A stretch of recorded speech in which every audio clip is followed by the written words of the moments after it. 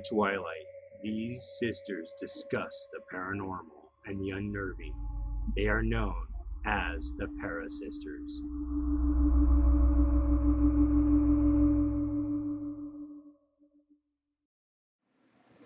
Hey, what's up? I'm Rebecca. And I'm Tristan. And we are the ParaSisters. And we are coming to you from Colorado and Nevada, respectively, right? Tristan, you're in Nevada? Yes. Yes, I am. I'm like, oh, you don't know where you live. You're in Nevada, Tristan. Anyways, what we are doing today is we're going to go over some really spooky and creepy stuff, hopefully. And this is what we're trying to do. We're going to do a weekly thing where we are going to surprise each other with a spooky place or, I don't know, maybe a person. I don't know. Anyway, it's a surprise. And so we hope you guys will subscribe and share. And I just learned that if I tell you to notify or do the notifications, then you will have to do the notifications, obviously, and then you will see our new content come out, and you won't have to go and look for us when we post new things. So please do that. I'm not very good at YouTube, so I'm counting on our fans, really. Yes. Because I don't know what's going on.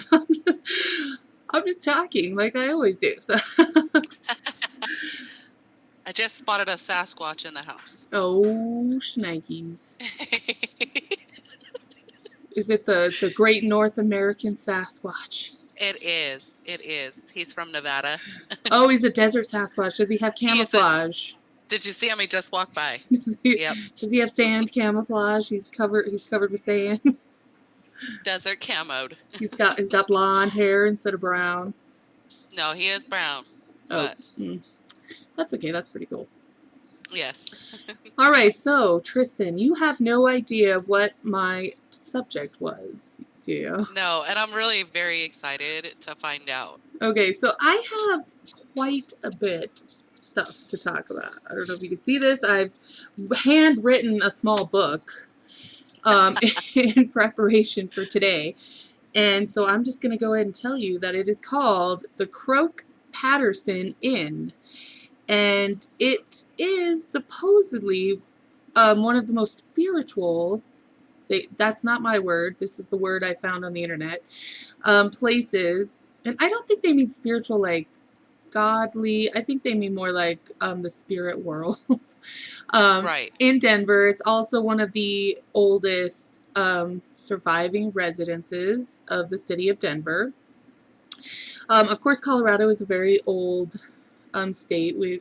People have been here since the early, I don't mean people because that's terrible, obviously, but white settlers have been here since the early 1800s. So this house was, it's very nice. I might try to find some photos to throw up. I should have done that before we started, but obviously wasn't very prepared. Okay, so the Croke-Patterson Inn. It is on 11th and Pennsylvania in downtown Denver. Well, downtown Denver. And like I said, it's one of the oldest residences. So it was built by a man named Thomas Bernard Croke, who was, he was born in 1856 to Irish immigrants, and they lived in Wisconsin. He was a school teacher in Wisconsin, and he was pretty young. He was like 19 or 20, I think, when he was a school teacher, which I think is so young to be a school teacher for some reason. I don't know why, but I guess in the 1800s that's pretty normal. I don't know. So in 1874, him and several younger siblings, it just says several, it doesn't say how many or how much younger, but they moved to Denver. Thomas had, I think, moved here with the purpose of teaching, but then decided not to for whatever reason. So he obviously had to find a job because he had to live, right? So Right. He took a job as a clerk in the carpet department of was a really famous department store called Daniels and Fisher, which was also downtown Denver. So he was working there. He started as a clerk. He eventually moved up to a manager. After that, as far as I can tell, he somehow had, a couple of different accounts. So one says that he got a loan or money from Daniels and Fisher, and then another account kind of says that he went into partnership with them, and he was a third. He received a third of the interest in the Daniels and Fisher department store. So either way, he eventually opened his own store. And it was called the Thomas B. Croke and Company, and I think it was a furniture store. Some people say it was a carpet store. It probably sold both, honestly. So this store apparently was so popular back then that he became very, very wealthy, and he was able to build a house on Quality Hill, is what they called it back then, which it was Quality Hill neighborhood, and I'm sure you could imagine just from the name that a lot of people of quality lived there. Like the upper crust, like the ton of yeah, exactly. America. Exactly right. So yeah, this would be like the high society people. This is where they built their mansions, and so he started basically to build a mansion. So December 1890, he pulls a permit from the city of Denver to build an $18,000 brick and stone dwelling. So $18,000 in today's money is just over like $500,000. It's like 509,000. So that's quite a bit of money. But not, yeah. It's weird because the place is huge. I mean, I'm kind of going to talk about how huge it is, but like, it's ginormous. And for that much money, like, I feel like, geez, if I could build a house for that cheap nowadays, that'd be insane, right? So I just want the 18,000. Like, I'm good with that. Yeah, like I'd probably buy some property or something. I don't know. But right. I wouldn't build like a huge mansion. I don't know. But so yeah, so it's 11th and Pennsylvania downtown. I have not actually. I may have seen the building. I didn't realize that was the building, but it's a very, very beautiful building. I'm gonna have pictures at some point, I think. So it was a chateau style building, and it was red sandstone, which is local. I'm not sure how local. I think it was state local, you know. So well, Red Rock Canyon, don't they have a lot of red sandstone, don't they? Yeah, and I think it actually came from down south for some reason. I think they said Manitou, which the Garden of the Gods is near there, and it's also very similar with the red sandstone. Okay. Right, so this was a chateau style, so it had gables and turrets, and it was meant to mimic a 16th century French chateau. And I have the chateau written down. I'm pretty sure how to pronounce it, but I'm kind of scared. But I'll say it's the Aise le Rideau. And so it's a 16th century chateau in France. And anybody could look it up if they could spell it, but I can't. So there you go.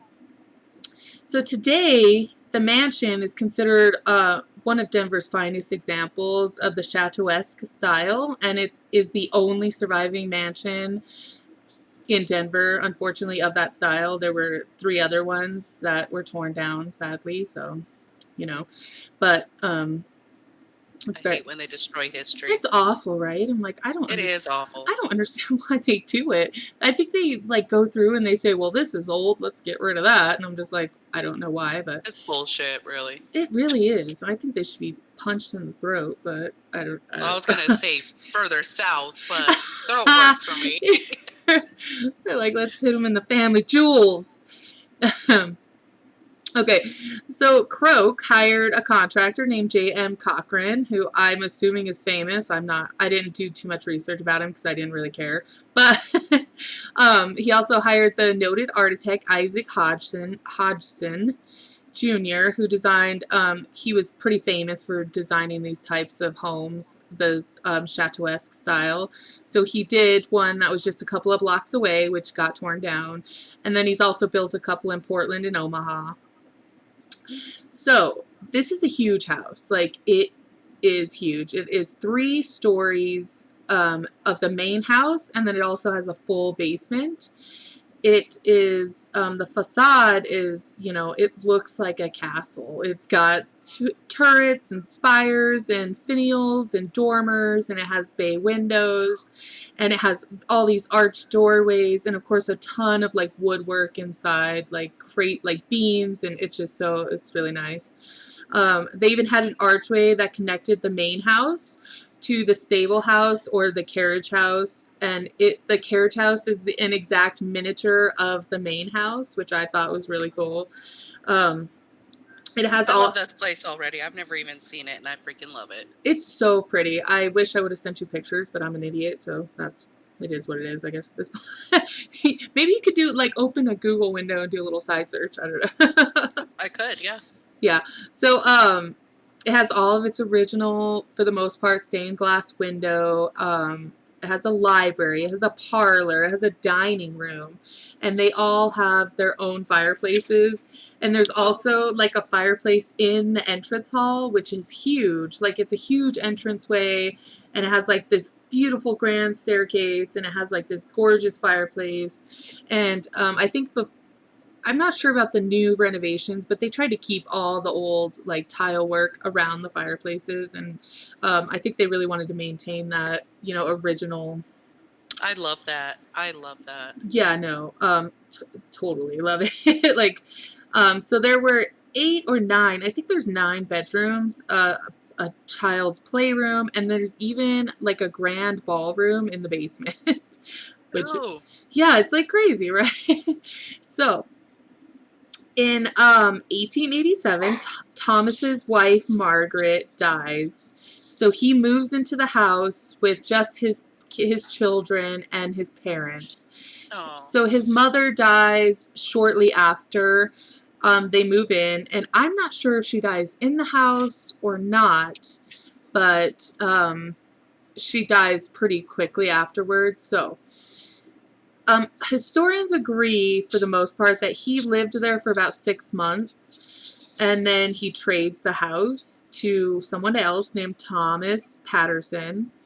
So there are a couple of legends that go with that. Some say that Thomas Croke walks into the house after it's completed and decides that it has kind of a weird feeling to it, and he doesn't want to live there. And so some accounts say he walks in, looks around, he didn't even tour the whole house, turns around and leaves, and never actually lives in the house.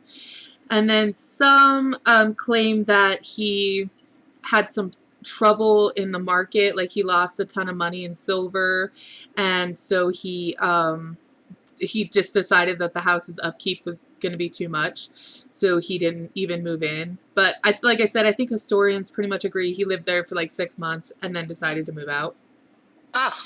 Right. So, so he trades his house to Thomas Patterson, who is also an Irish immigrant. So he immigrates from Ireland with his parents when he's 10, and they go to New York, and then they finally settle in Indiana.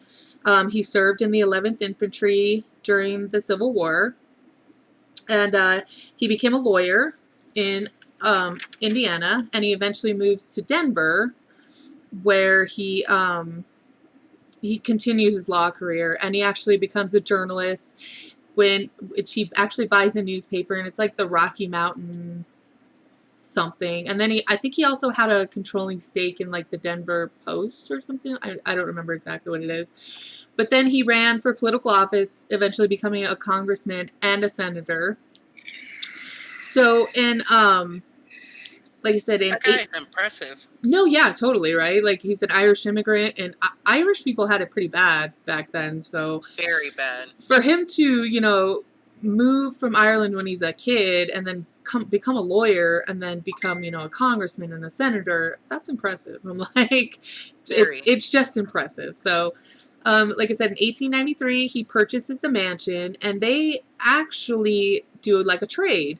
So Patterson doesn't want to live Croke doesn't want to live in the mansion anymore. So Patterson and him decide to trade the mansion for I think it's 1,400 acres of farmland or a ranch. So Croke moves away to this farmland. Patterson and his family move into the home, and they spend 30 years in the home before they Oh, wow. eventually sell it. Of course, their story is not completely tragic free, So there's a lot of tragedy. The son in 1892, he kills himself, Oh, and then his daughter at 26, or I think she's 27 in 1894, she dies of an illness. Just it says illness. They don't know really what she dies of. At that point, they had owned the house, so I'm not sure if she actually ended up dying in the house or not. The son did not, probably just because of the timeline. So then that leaves one daughter left. So in July 16th, 1902, Catherine, who is Thomas Patterson's wife, she dies in the home due to a nervous collapse that was brought on from cholera morbus, which I'm not exactly sure what that is, but cholera, as far as I can tell. right. And then I found like it was just so random because I can't find out who this person is, but Mary G. Patterson is her name. And her and an infant supposedly die in the home, but I can't find anything about her. It's really strange. I don't even know. It's just strange that it mentions her, but has absolutely no detail about her. So maybe that contributes to some stuff. I'm not sure, but Well, maybe we can do some research about it because I have a website that I go to yeah. that has the obituary. I cannot talk. It tells you about deaths Yeah. that have happened since the early 1800s, and it lists every death since they started taking record of it in the United States. Oh, that's pretty awesome. Yeah. I might have to get. Yeah, no. I would actually not mind doing some research about it because it's a lot of stuff back then. Obviously, records weren't greatly kept, but you should be able to find something about someone that supposedly died. Yeah, I mean, totally. they know enough about her to have her name, and Yeah, exactly. so we'll see if we can find that, and then we can update that on our next one. Yeah, no, that'd be awesome, actually. Yeah, totally. Okay. So, okay, like I said, the family spent 30 years in the house before they eventually sell. I think it was in like 1824 or something like that. They decided to buy a newer mansion, which is actually funny. The house that they moved into was now the Botanical Gardens like headquarters or like their offices, which I thought was really strange. I don't know why, but so they moved away.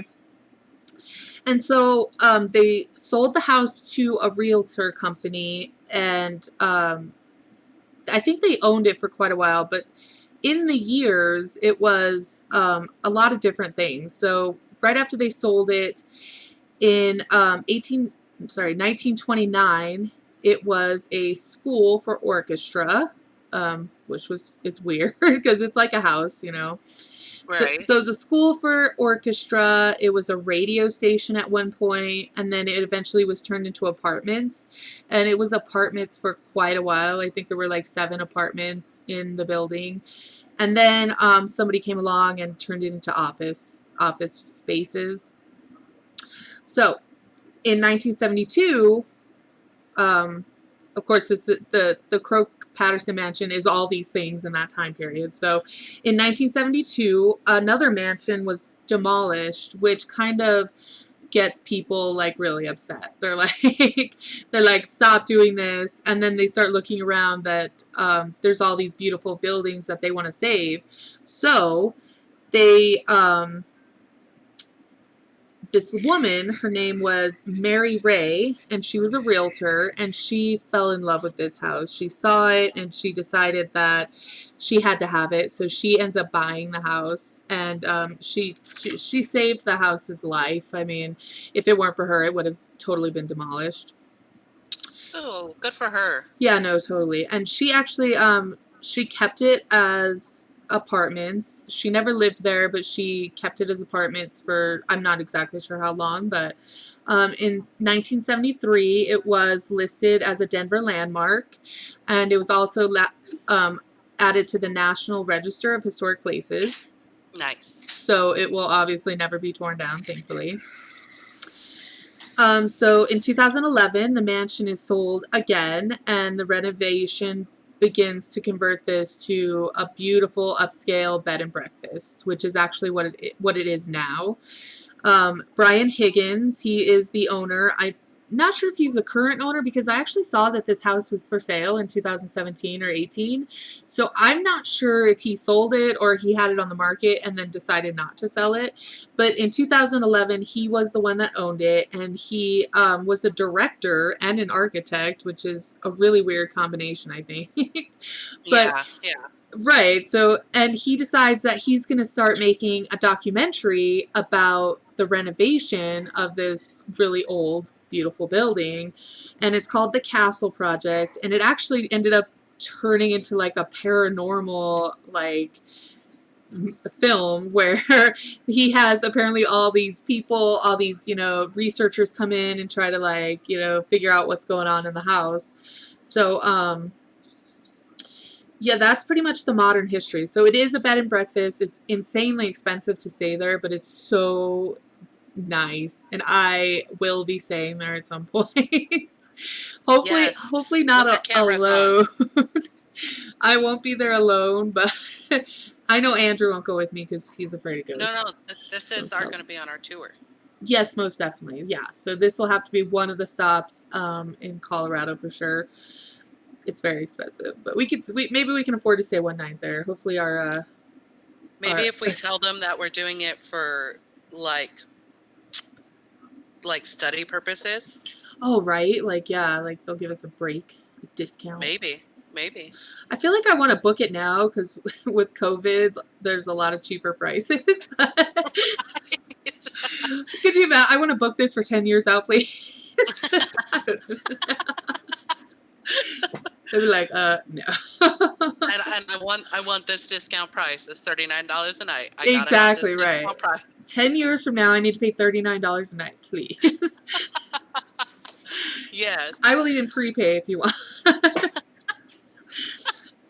I don't think they would go for that, honestly. I don't know. Probably not. They'd be like, you're crazy. Get out of here. Okay. So now, that's kind of the history, and we get into the spookiness. The spookiness. And apparently there's quite a bit of stuff that goes on, and some of it's kind of unsubstantiated. And I actually saw that this website had like a whole list of things that they are pretty sure that people made up to make the place sound like a little scarier than it is, I did not add any of those claims in my list of stuff because I was worried that someone's going to say, hey, you're a liar. Right. And I just wanted everyone to know that I'm not making any of this up. This is all stuff that I found through research. So if you have a problem with it, don't come to me with that. It's not my problem. Also, on the flip side of that coin, if you have been to this place and you've had experiences, please leave us a comment. Oh my gosh. We could totally interview you if that's the case. Because I love firsthand accounts of activity. Yes, I've actually never even met anybody that's said yes for sure that they've like seen a ghost or like, I've had stuff happen to me, but maybe that's like a different episode. I don't know. Okay. Yes. Okay. So we can get into some stuff there. So there's not a lot of stuff before the 70s about it being haunted other than that one little like obscure legend where they say that, Thomas Croke walked in and decided that it just feels weird and doesn't want to live there. So in the 70s, the house starts to be renovated, and I think this is when they make it into office buildings, is in the 70s. So, and this is pretty much when it's marked that the most documentation of hauntings comes from the beginning of this renovation. And so, which is weird because it obviously had been renovated before to be turned into apartment buildings, but I don't know why nobody's really said anything before that about things that might be going on. But Well, a lot of times, like if there are spirits in a place, I right. know that if they're unhappy with what you're doing, like maybe just Mm, regular renovation just to make it more beautiful than it was, right. or just to keep it up to how it was.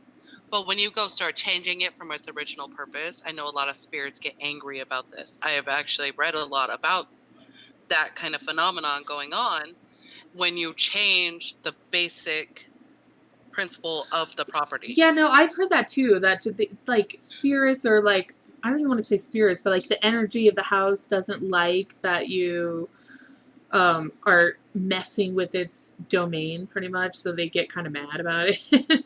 Right, like that's original design, like it upsets. Right, Like it exactly. causes an upset within the spiritual realm, let's say. Right, exactly. Yeah. Um, so yeah, so they, they start this renovation, and so the workers pretty much right away start saying that they are hearing things and like just weird instances. So yeah, the workers would say that like they would leave in the night, having done like all this work, and they would come back, and the work that they had done that day would be undone. Like I don't know exactly what, because there's not really examples of what they're talking about, but I'm thinking like, oh, they put up some drywall and now the drywall has holes in it or something, like so. I don't think that they thought right away that it was necessarily like spiritual or paranormal. I know that they heard things but probably didn't really think much of it. So they actually decide to get some dogs, guard dogs, as to guard the property, because so I've heard or read that nobody wanted to work there, like security wise, because it seemed really creepy, and they couldn't get a security guard to come to the place and guard it. So they had to buy these dogs. Some claims are Dobermans, some are like German Shepherds, but either way, I'm not sure it matters that much. So they have these dogs, and I think almost right away, the contractor comes in to start work one morning, and the dogs are dead on the sidewalk. Oh And shit. apparently, they had jumped from the third floor window onto the sidewalk. Oh my gosh. Yeah, so they don't know why the dogs did this. There's a couple of theories that apparently during the renovations there was a lot of issues with homeless people, and I think that might go to if the work is being undone, maybe the homeless people were doing it. So they think that maybe a homeless person had been in there and the dogs, I don't know, startled him or something, and he threw the dog out the window. Because there is another account where one of the dogs is dead and one of the dogs is down in the basement, like cowering in the corner, like terrified of something. Um, I but don't know. I just feel like if it was an actual person, that the dogs would do what they're trained to do well, that was and my chase the thought. person out. Like that was my thought, and then also I'm like, it's I don't know if a lot of people that are going to be listening to this have tried to pick up a large size dog It's very hard. that does not want to be picked up and then throw it out of a window, but it's really difficult. Right. Like I'm really thinking that this difficult. homeless person would have to be inhuman himself. Yeah, no, it would have to, like, he'd have to be so strong, and like I don't even know, like it sounds really strange to me. Sounds very strange. Of course, it sounds really strange that dogs just randomly jump out of third floor windows unless they're really afraid and they're trying to get away from something. I don't know what, but I just feel like it's not going to be a homeless person. That's what I thought. I'm like, how likely is that really? I don't know. Yeah, I'm not going to, I don't think that if the dogs really jumped out of the third story window that it had anything to do with an actual human being. So I'm kind of with you on that. I don't know. They're guard dogs, so they're trained, like you said, to get rid of people. Like I don't even know how someone would get into the property with these dogs there. So it is what it is. I don't know that. It's really sad, and I feel bad for those dogs. Me too. It's horrible and sad. So, Yes.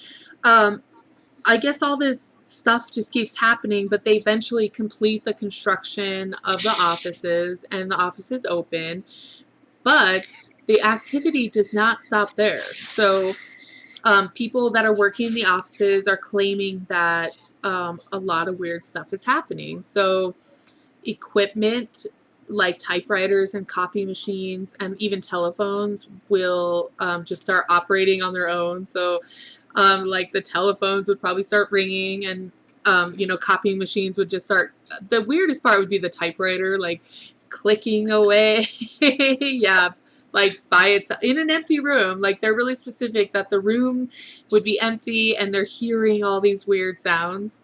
I love this place. I have to So go do here. I. I'm like, dang. I'm sure it looks a lot different than it did because, like, back then, but I don't know. I really want to go, and I'm like, it's so nice too. Like, they did a good job with the restoration, so it's like, and then they would also, have sudden drafts that would come up from the basement, like so. Ooh. Right, so they'd be standing there and it'd be like really cold all of a sudden. And it would be like specifically coming from the basement, which of course basements are kind of chilly anyways, but a draft seems like really significant, especially after a remodel. You would think they would kind of make those things better. I don't know. Well, so from experience of having a basement, Right. basements are sealed under the ground. Unless there's a window open, you're not getting any draft. That's kind of what I thought. Like, I'm not sure where these drafts are coming from. I mean, because they're like 90% underground. Yeah, you're right. And this is like a full basement underground. It's not like a half, like, a walkout basement or something. This is like a legitimate basement. So it's like, so on top of that, they would also hear apparently loud parties. And I don't know what kind of parties these are, but like we're talking in the middle of the day, during work, obviously office hours, there would be like a party going on like the third, I think, or the counting the basement, like the fourth floor, like the very top floor where people were not. That's not where people worked. There weren't people up there, but it would sound like a party happening. So nice. These are partying ghosts. I like them. Yeah, and then I'm like wondering, is it like an old school like speakeasy party, or is it like a 20s flapper party? Yeah, or is it like a ball from like the late Victorian, like what kind of party is it? Maybe I want to join. Right. Is there booze? That's all I need Yeah, to know. exactly. Like even if there's ghosts, as long as you got liquor, I might be up for that. We'll see what Right. So there's also been sightings of a gentleman in. Now, I'm not sure what they mean by this, but they say in period clothing. And I'm assuming when they say period, they probably mean like before the 70s. Like probably maybe like turn of the century even. Like. Right. So the period, when they say period clothing, they mean like the 1800s, like the mid to the late 1800s. Okay, gotcha. I assume that's what they meant, but like it's not very specific. So. I don't know for sure. But yeah, so period clothing. And apparently this gentleman specter walks between the main house and the carriage house in the back. So kind of like in the archway of the main house and the carriage house, they would see this gentleman. And I guess some people claim that it's Thomas Patterson, the second owner, and which kind of would make sense because they lived a long time there. And they actually lived there when he, not when he passed away, but they owned the house still when he passed away in 1916. So he probably did have like a lot of ties with it, Oh, probably. They really loved this house from everything that I've read. Like I don't think it was their main house, but they would visit there quite frequently. And I think they had a lot of good times there, so. Well, yeah, they're having parties in the afterlife, so it must have been fantastic. Totally. It must be really must be nice to be rich and dead. Right. But you ain't got nothing to worry about. But you knew you were rich. That's what's important. You gotta have those good times. Okay, so there's also stories of a baby that died, and the mom was so distraught that she killed herself. Again, these are kind of unsubstantiated. I think these might fall into the category of people maybe made them up. But there are reports of the sound of a baby crying on the upper floors. And I don't know, because there's a couple of stories about women and their babies. So I don't know what might be true, what might not be true. Like I said, this house was a lot of different like things. So a lot of people obviously passed through this house at a lot of different times. So it's like, so there's one story where a pregnant woman lived there but couldn't get out of bed. She was pregnant with triplets. And this is actually, I feel like she's the wife of somebody, but I can't remember who. I don't think it's too important, but she was pregnant and she was really big because she was pregnant with triplets, and she's like rolling around on her bed trying to get up, but she's so like big that she can't do it. And she looks up from her bed and sees like a lady standing there with her hand out to help her up. And she apparently takes this woman's hand, and the woman helps her get out of bed, and she kind of goes to say thank you, and the woman is completely gone. Like, there's nobody there. She's all by herself. Somehow got out of bed. I don't know. That is creepy and disturbing all in the same thing, because if I am like alone in my place and I can't get out of bed and somebody like just appears to help me out, Yeah. I would drop them babies right there. I'm not even lying. Yeah. I'd be like, it's time. I don't even know. Oh, shit. I read that and I was like, what? She took the hand? Like, what are you doing? Like, what's happening? Like, if someone's like, hey, let me help you, I'd be like, no. I'm like, who the F are you? Yeah. What are you doing in my effing house? There'd be a lot of questions, and my least concern would be getting out of bed. But I'd be like, what's going on? What? I'd be like, are you the Grim Reaper? Seriously? Like, what's happening? I'd be like, you know what? I don't even got to pee that bad. I'm good now. Thanks. No, yeah. I will lay here until someone else comes. Thanks. Right. Thank you. So creepy. So then there's just like, there's just so much stuff. Like, I wish I knew if it was all true or not, but a lot, like I said, there's a lot of instances with women and their babies. I'm not sure why, but a lot of different stories of like, oh, a woman's baby died and she went to like the cemetery and dug it up and brought it to the house and then buried it in the walls. Like, just really weird stories like that I'm like, why would someone make that shit up? Like, that's creepy as well. Like, I don't even know why someone would make that up. Like, it's really weird. It's awful. It is awful. I'm just like, what is wrong with people? I don't even know. Like, I don't either.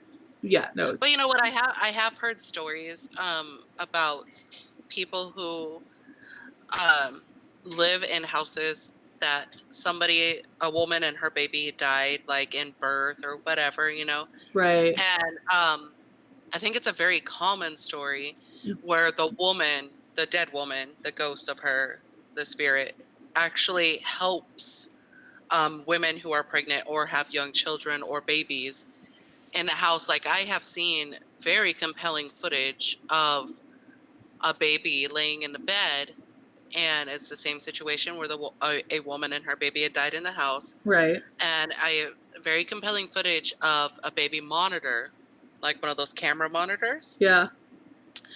Where you don't actually see anything, but the baby is like fussing in the middle of the night. Right. And you hear singing. And then the baby calms. Yeah, it's very creepy. Dude. And the mom's like, "That's not me." That would be kind of awesome, I think. But it's more like they're just trying to be helpful. Like, they miss this so much that they're just trying to be helpful now. No, I've actually heard things like that too. Like, I think it was one story where a lady, like a woman has a baby, the baby's crying. She goes to check out the baby, and there's like an old lady looking person like standing over the crib comforting the baby, and I'm just like, what? That would be freaky if I saw that, but also kind of cool, I think. Right. I think that spirits are good as long as they're being helpful, or they're like not angry and or demonic, Yeah, I like think I think most people think of spirits in like a bad light, that like if they're haunting somewhere, then they're not good. I tend to, maybe it's just my own like scaredness, but I tend to like think that most ghosts are good. They don't know what to do. They're trapped and they're scared and they're lost and they need help. Like, that's what I prefer to think. I don't want to think that a ghost is going to rip my face off. So, um, I don't know. Maybe that's just me. no, and I don't think that even if they're angry or whatever, I think they can do maybe some physical harm. Yeah. I think that it's mostly like energy draining and Yeah. causing health problems if they're very angry entities, you Yeah. know? And I've actually heard things like that too. So it's like, um, I don't know. I've never encountered a ghost like that, so I don't know. But, Yeah.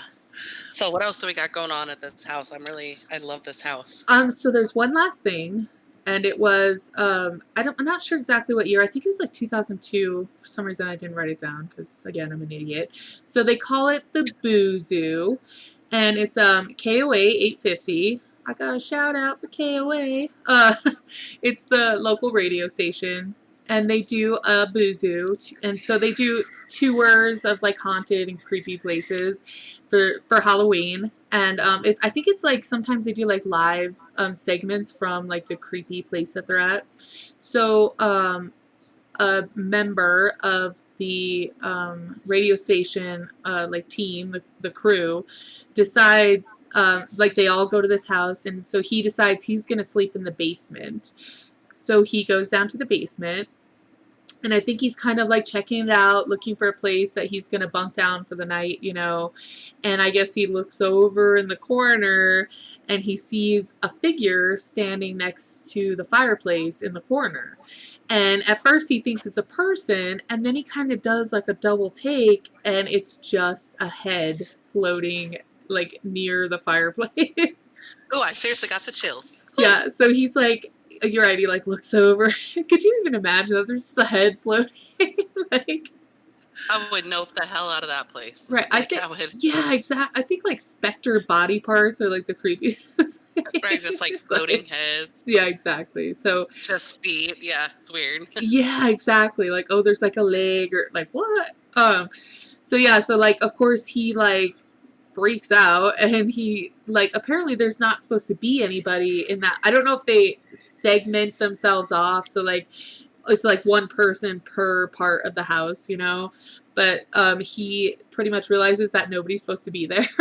And he runs upstairs to try to see if somebody was down there, even though at this point I think he realizes that he saw just a head and that it obviously couldn't be a real person.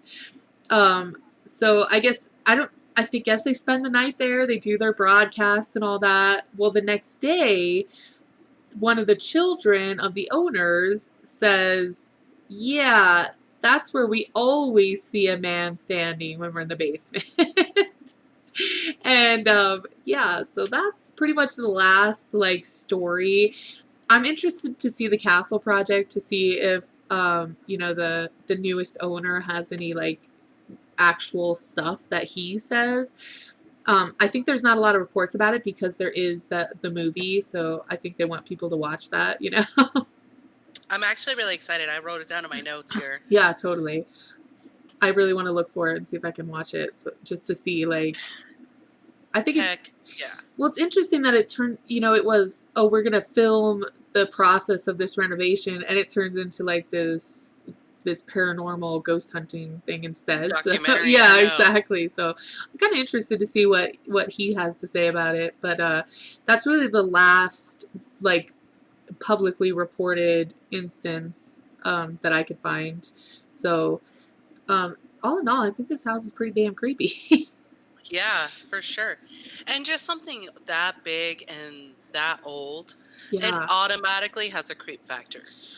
Totally. I feel like if you walk in there and you're like, like it just even like redone and all beautiful, like I feel like you might get the creeps no matter what. Like, Right. especially in the Right. basement. Apparently, the basement's where a lot of people feel like just creeped out the most. Like, Which we have talked about basements before. oh yeah, And I think people know my feelings on basements. They're freaky. just in general, basements are creepy. For real. Just generally speaking. Right, I feel like if I'm gonna see a ghost, it's gonna be in a basement. I don't know why. Like, Right. Well, you know, if you think about it, like if back in like the 1800s, if somebody had died in the house, they would have stored them in the basement right, where it's cooler, right? where it's cooler, you know, and especially in Colorado because it's freaking freezing in the wintertime. It would be, you know, like that would be the best place to store because it's underground. The ground is frozen. It's really cold down there. Right. So, like, and I would think that if anything were to happen, like death or something like that, Right. it would be centered around the basement to begin with. Right. Right. And that's a good point because, like, I'm sure a lot of people that are interested in paranormal are interested in history because how could you not be? But Right. the practices that they used back then were a lot different. Like nowadays, when someone dies, like we send it off to the mortuary and, you know, other people deal with it. But back then, you know, it was kind of the body's in your house until it goes for burial. Like they have, Right. they have body viewings for like a week and then finally Or longer sometimes. right, In some exactly. cultures, it's over a month they have a body viewing. Right, and that's when you walk into a room and the room's full of flowers because the smell is so bad. Right. Which really freaks me out, but I don't know. It freaks me out too. I've It looked really at freaks me pictures out. of like viewings from Yeah. like the 1800s, and Yes. they are creepy as shit, man. Tristan, I have like a weird obsession with those kind of things. Really freak me out, but I'm sure you've seen them. The more I can't remember exactly what they're called, but the photos of the dead that they would Where they take. like stand them up like they're alive. Yes! I love those. And right, I don't like it, but for some reason I have this weird obsession with like looking at it. It's a sickness, actually. I love those photos because I'm like, this is so wonderfully creepy. It's so creepy. But then they did things that I'm like, oh, I might do that. Like where they would like make jewelry out of like a hair, like some hair, you know, and like some of those things I'm like, that's okay. You know? So for me, I don't know, like keeping things from okay, so like if somebody dies and you have them cremated and you have their ashes, I think that's okay. Right. But if you keep like a lock of hair or like say a gold tooth for some reason, Oh, what? Why are some rips on what's teeth?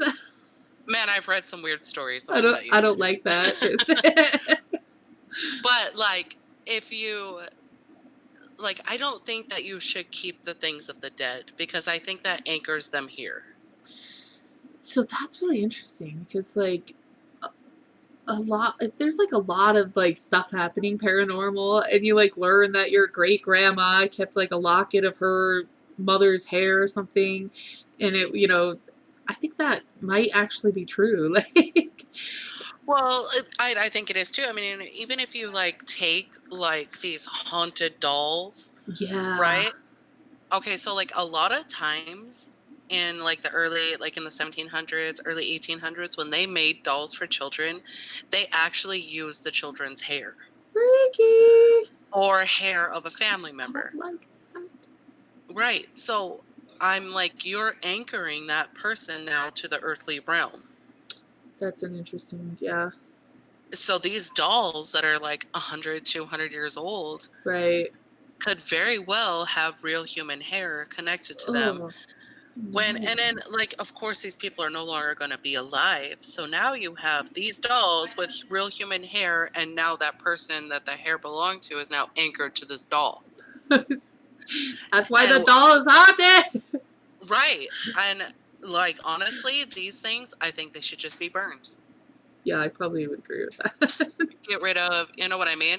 Like the Annabelle doll, Hell no. Yes. Oh my God. I don't even know why anybody would have that anywhere near them. I'd be like, get Dude, that. like Zach Baggins has the Annabelle doll. Yeah, I'm in like, his you're insane. museum. You're so lucky because you live in Nevada. You could just go to his museum. But So interesting thing about his museum, you have to sign a waiver to even go in the building. Why? Why? Because evidently, like, there's like things in this building that could really disturb you, What? and you could honestly bring something home with you. Oh, I don't like that. I'm down with being Right. disturbed. I'm down with being disturbed though. Right. And so that you have to sign a waiver before you even go in the building. That's freaky. Isn't it? Is it a place so scary you have to sign a waiver to even go into? Listen, I don't want anything to follow me home, but I definitely want to go to that museum. Right. Maybe that should be one of our stops. Yeah, maybe if Zach Baggins ever listens to this, he'll let us in for free. What's up, Zach? Right? Right? I doubt that will happen, but we'll see. I know, it would be fun. All right, so yeah, you guys have been listening to my lovely history of the Croke-Patterson Inn in Denver. I'm going to throw some pictures up probably in the description or like the thumbnails or something just so people get an idea. And of course, go to their website because they have, it's a B&B, so they're taking bookings. And if you want to visit, totally visit and let me know what's up because we want to hear that, right? Like, yes, put it in the comments. Yeah. We want to know. Totally, yeah. Comment on that. And yeah, and so like we said before, if you guys want to hear anything in particular, we are always down to do research, I think. So if you have a place that you've heard of that you think might be creepy and you want us to do some research and talk about it on here, let us know. Let us know in the comments. And I think people need to subscribe to us. I think, and they need to turn on those notifications so they don't have to worry about trying to find our new content. And if you guys want to see us keep going, like, subscribe, and turn on your notifications so that way you'll never miss an episode. Right, because I feel like we're going to keep doing this because it's fun. But if people don't like watching it, well, then that makes me sad, but I don't really care.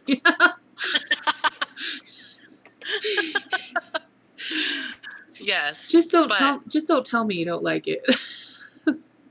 Just don't watch. You know what? I'm like that attitude. I wish you would. I know. Yeah, I know. You don't mind. I just don't want people to be mean to me because I'm nice. I'm a nice person. Right. Well, if you're mean, I mean. Well, if you're mean, I might be mean back and definitely lose a viewer. So I don't know.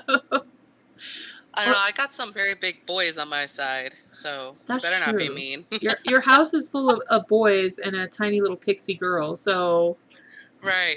And not even like just boys, like giant boys. Yeah, they're all huge. That's true. I can totally vouch for that.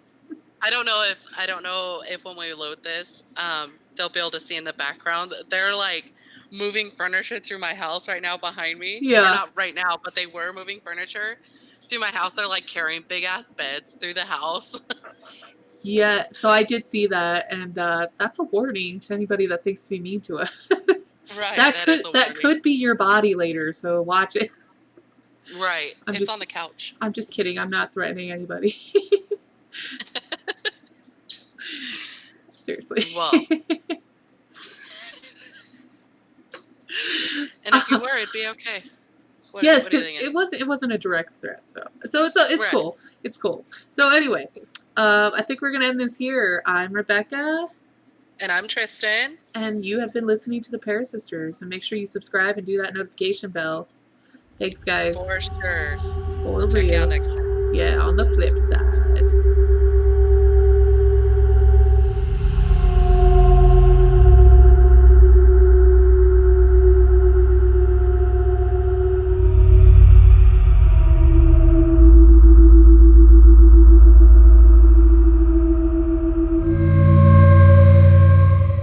In the twilight, these sisters discuss the paranormal and the unnerving.